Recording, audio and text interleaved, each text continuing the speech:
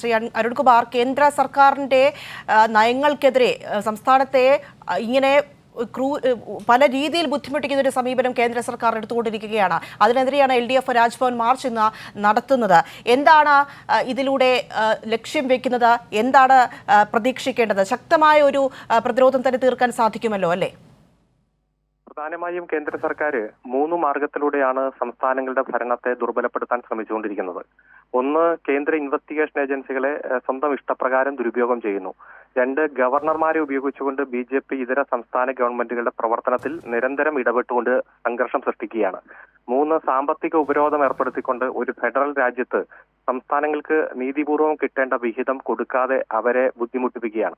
കേരളത്തെ സംബന്ധിച്ചിടത്തോളം ഈ 3 കാര്യങ്ങളിലും കേന്ദ്രം കുറച്ച് വർഷങ്ങളായി കേരളത്തെ ആക്രമിച്ചുകൊണ്ടിരിക്കുകയാണ്.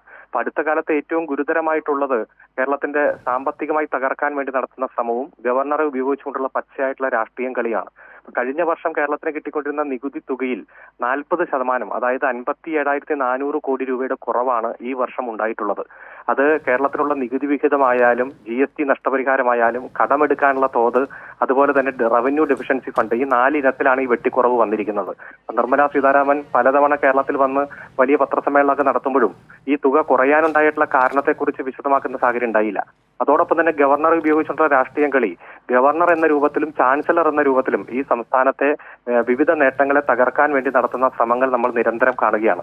സുപ്രീം കോടതി തന്നെ പറഞ്ഞല്ലോ, തീ കൊണ്ട് തലചൊറിയരുത്, ജനങ്ങൾ തെരഞ്ഞെടുത്ത സർക്കാരിനേക്കാൾ ഉപരിയല്ല ഗവർണർമാർ എന്ന് പറഞ്ഞു. ബില്ലുകൾക്ക് മേൽ അടയിരിക്കരുത് ഗവർണർമാർ എന്നെല്ലാം പറഞ്ഞ് ഏറ്റവും ശക്തമായിട്ട് ഇടപെട്ടപ്പോഴാണ് ഈ 8 ബില്ലുകളിൽ 7 രാഷ്ട്രപതിക്ക് അയക്കുകയും 1 ഒപ്പിടുകയും ചെയ്തത്. ഇപ്പോഴും ബില്ലുകൾക്ക് മേൽ വീണ്ടും അടയിരിക്കുന്ന സാഹചര്യം നാം കാണുകയാണ്. സർവകലാശാലകളെ കാവ്യവൽക്കരിക്കാൻ വേണ്ടി കൃത്യമായി തന്നെ ചാൻസലർ എന്ന പദവി ദുരുപയോഗം ചെയ്ത് ഇഷ്ടക്കാരെ തിരികെ കയറ്റുന്നു. അപ്പൊ ഈ 2 നയങ്ങൾക്കെതിരെ, ഗവർണർ നടത്തിക്കൊണ്ടിരിക്കുന്ന പച്ചയായ രാഷ്ട്രീയ പ്രകടനത്തിനെതിരെയും സാമ്പത്തികമായി സംസ്ഥാനത്തെ തകർക്കാൻ നടത്തിക്കൊണ്ടിരിക്കുന്ന കേന്ദ്ര സർക്കാർ അതിശക്തമായിട്ടുള്ള സമരത്തിന്റെ പാതയിൽ തന്നെയാണ്. ജനങ്ങളെ അണിനിരത്തിക്കൊണ്ടുള്ള വിശദമായിട്ടുള്ള പ്രക്ഷോഭങ്ങൾ നടത്തുന്നതോടൊപ്പം തന്നെ ഡൽഹിയിൽ ചെന്നുകൊണ്ട് കേന്ദ്ര ഗവൺമെന്റിനെതിരായിട്ടുള്ള സമരവും നിയമ പോരാട്ടവും എല്ലാം നടത്താനാണ് LDF തീരുമാനിച്ചിരിക്കുന്നത്.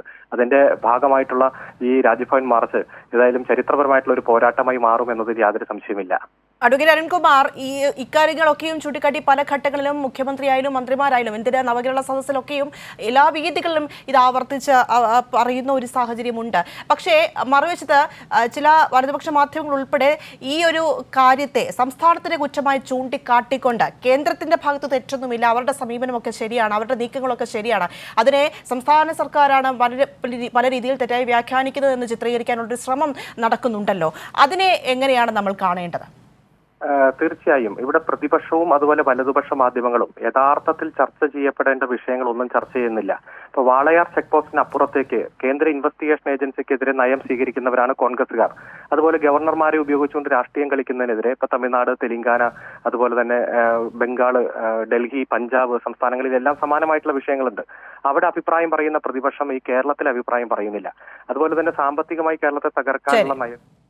നന്ദി ശ്രീ അരുൺകുമാർ പ്രതികരിച്ചതിന്.